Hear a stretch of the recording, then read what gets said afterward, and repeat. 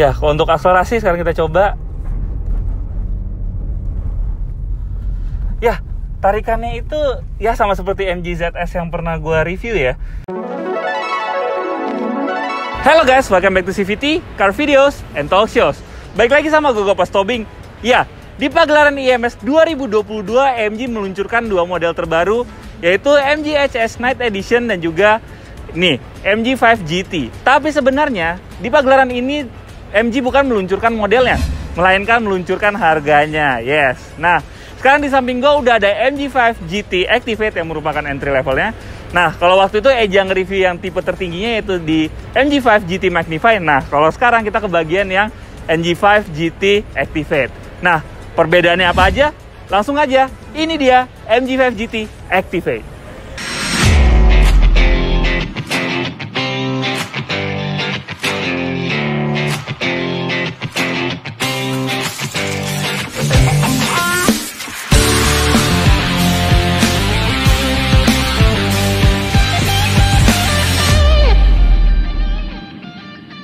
Kalian mungkin heran kenapa MG merek baru berani meluncurkan model sedan seperti ini. Ya mungkin MG Indonesia ingin mengoptimalisasi pajak yang baru ya, yang didasarkan emisi. Jadi sedan itu sangat terpangkas harganya, sebut saja di Toyota Camry dan Toyota Corolla Altis yang turun cukup signifikan ya. Nah, MG seperti tidak mau kehilangan momen, jadi diluncurkanlah ini MG5 GT ya. Nah, kalau kalian belum pernah nonton video first impression-nya, waktu itu Eja nge-review yang tipe tertinggi yang Magnify, kalian bisa klik di sini linknya. Dan sekarang ini adalah tipe yang entry levelnya, MG5 Activate. Nah, mobil ini dilansir dari harga 339 jutaan yang lebih murah dibandingkan mall sedannya Honda maupun Toyota ya. Dari sisi harga sangat diperhitungkan sih. Nah, karena waktu itu Eja udah pernah nge-review first impression-nya, sekarang gue nggak akan bahas banyak soal desainnya, karena secara desain dia sebenarnya sama, lekukannya sama. Jadi mungkin coba membahas yang waktu itu yang miss ya sedikit ya. Nah, kalau dari depan sini ya, kalau untuk varian Activate ini headlamp-nya surprisingly sudah memakai teknologi LED. Terus positioning lamp-nya sudah memakai teknologi LED walaupun dia belum dilengkapi dengan DRL ya. Tapi sayangnya di depan sini dia sen-nya masih pakai bohlam biasa. Di sini fog lamp-nya dihilangkan supaya kelihatan lebih sporty. Ya, sekarang kita lihat desain sampingnya. Ternyata desain sampingnya lekukannya masih sama persis ya. Dia lekukannya ganteng banget. Dia pakai lekukan fastback, pakai basa desain yang keren banget. Yang beda di sini dia di spionnya nggak ada indikator untuk lane departure warning. Ya, kalau waktu itu tipe yang di review sama Eja si Magnify dia ada lane departure warning, tapi kalau di sini berhubung dia entry level, ya pasti ada fitur-fitur yang disunat ya. Salah satunya ini lane departure warning. Nah, untuk spionnya sendiri dia sudah memakai LED turning lamp ya. Terus bentuknya juga keren banget. Terus untuk velgnya dia juga masih sama persis ya. Velgnya ini dia memakai bahasa desain Tomahawk design ya, MG bilangnya. Untuk profil bannya sendiri dia memakai profil 215/55R17 dan ini pakai ban Michelin Primacy 4. Wah, ini bukan ban kaleng-kaleng sih. Ini gue jadi penasaran, ini ada test drive, ntar gue coba performanya untuk gimana dia feel nyetirnya, karena waktu itu kita cuma nge-review first impression-nya aja tapi nggak bisa ngerasain driving impression-nya. Ya, desain belakangnya ini ya masih ini ya menarik ya, dan dia nggak ada perbedaan sama kakaknya sama sekali. Lampunya tuh masih keren banget modelnya, yang ini nih ada kayak guratan 3 yang kayak cakaran ini, cakaran harimau gitu ya. Terus di bawahnya dia juga pakai diffuser yang tengahnya ini bisa nyala, keren banget. Terus kalian jangan ketipu, ini bukan double exhaust ya, ini cuma artificial exhaust biasa. Ini lobangan-lobangan palsu. Knalpot aslinya tuh ada di bawah sini. Oh iya, kalau kenapa kalian bertanya dia pakai satu knalpot aja? Ya, karena dia pakai mesin yang sama dengan model pertama MG di Indonesia, yaitu MG ZS. Ya, mesinnya di 1500 cc NA, tenaganya 115 horsepower dan torsinya di 126 Nm. Ya, waktu itu kita pernah nyoba, memang akselerasi nggak impresif, tapi apakah dengan bentuk sedan ini akan menolong? Nanti kita coba. Ya, sekarang kita lihat interiornya. Tapi seperti biasa, sebelum kita bahas interiornya, jangan lupa like video ini, subscribe ke YouTube channel CVT Indonesia, dan nyalakan lonceng notifikasi. Main-main juga ke Instagram kita di @cvt.indonesia. Di situ banyak story kalau kita lagi syuting dan juga posting mengenai berita di otomotif di dunia maupun di tanah air. Dan sekarang kita sudah memiliki website CVTs di cvtindonesia.co.id. Sudah di-subscribe, sudah di-like, sudah di-follow, sudah di-visit. Terima kasih. Sekarang kita lihat interiornya. Ya, untuk interior sendiri ya benar yang waktu itu dibilang sama Eja, kalau misalnya tinggi yang di atas rata-rata orang Indonesia akan agak bermasalah untuk di headroomnya. Tapi untuk legroomnya surprisingly ini gede banget. Ini posisi mengemudi gue, tinggi gue 182 cm. Ini bener-bener gede banget dan footroom gue itu masih tersisa banyak banget. Nah, perbedaan yang paling kentar di sini adalah bahan joknya. Ya, kalau di Magnify dia udah pakai waktu itu kulit dan ada stitching merahnya, blue drew biasa ya, belum pakai kulit ya. Dan ini dia sudah pakai stitching merah juga. Dan untuk door trimnya dia udah pakai ini ya, udah pakai soft touch di bawah sini, tapi atasnya masih pakai plastik keras. Dan joknya itu berbeda sama sedan-sedan lainnya. Kalau sedan lainnya kan ada pelipatan 60-40, tapi kalau ini bener-bener satu. Jadi kalau misalnya ngelipet tuh langsung ngelipet tiga-tiganya. Ya secara kepraktisan mungkin ya agak kurang sih, karena opsinya cuma bisa ngelipet semuanya tanpa harus nggak bisa milih yang mau 60 atau 40-nya. Kalau di sini tuh harus ngelipet semuanya. Tapi kalau misalnya kalian mau bawa barang banyak, ini lebih efisien karena kalian nggak perlu ngelipet dua kali, kalian cukup lipat sekali langsung kelipet semuanya ya. Ya, sekarang kita bahas interior depannya. Ya, depan sini pertama yang gue notice adalah desain dashboardnya tuh agresif banget ya. Dia bener-bener edgy banget. Dan ini gue bisa lihat ini driver oriented banget sih. Kita bisa lihat dari head unitnya yang ngadep ke drivernya. Ya, untuk head unitnya sendiri dia masih memakai sistem yang sama, yaitu dia pakai Apple CarPlay dan Android Auto. Dan dia sudah memakai Twitter di atas sini. Nice banget.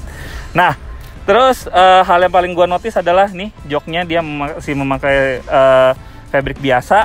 Dan untuk mekanismenya sendiri dia nggak pakai elektrik ya, nggak kayak di Magnify ya. Magnify yang udah pakai elektrik ya. Terus tapi impresifnya di sini dia masih memakai electric parking brake yang untungnya nggak disunat di sini. Dan dia untuk persnelingnya dia masih dibalut dengan kulit dan ada stitching merah di sini. Dan armrestnya juga pakai kulit dan ada stitching merahnya. Untuk door trimnya dia masih sama, dia masih memakai plastik keras dan di bawahnya udah memakai bahan yang soft ya. Jadi masih terlihat mewah juga. Dan instrumen clusternya berbeda. Kalau yang di MG Magnify, dia MG5 GT Magnify dia pakai yang full digital seperti MG ZS yang facelift.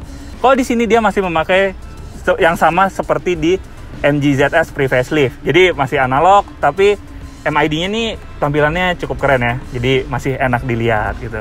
Untuk setirnya sendiri dia masih tilt, belum teleskopik.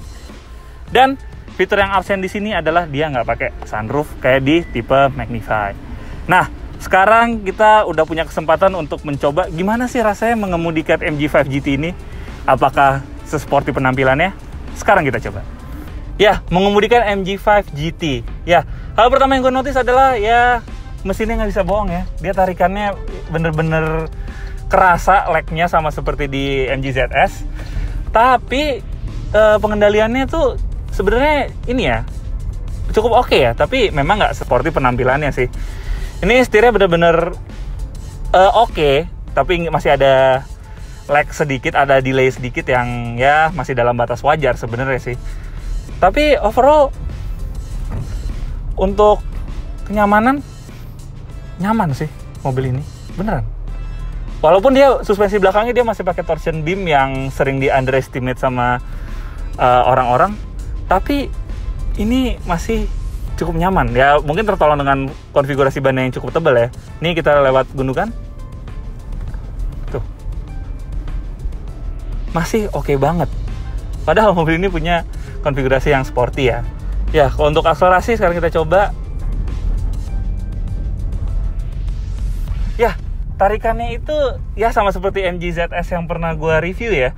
Dia memang nggak mementingkan performa, padahal ya di mobil ini desainnya orang expect tuh performanya ini ya, performanya cukup puas ya. Tapi di sini nggak. Dia mementingkan ride quality.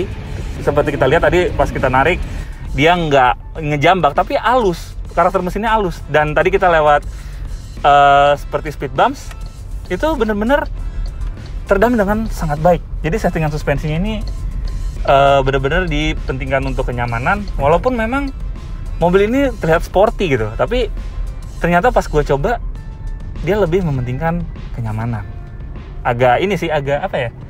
Agak lucu sih karena tampilan dan karakter mobilnya tuh agak kontras, tapi masih oke lah, mobil ini masih menyenangkan untuk dikendarai. Ya, untuk karakter setirnya sendiri dia memang nggak fantastis ya, padahal desainnya ini sudah cukup sporty, tapi di setirnya ini ya masih terasa hampa gitu, tipikal mobil-mobil dengan electric power steering. Tapi dia juga ada delay sedikit yang masih dalam batas wajar. Jadi untuk pengendalian mobil ini seharusnya kalau kita tes jangka panjang memiliki karakter pengendalian yang sangat menyenangkan.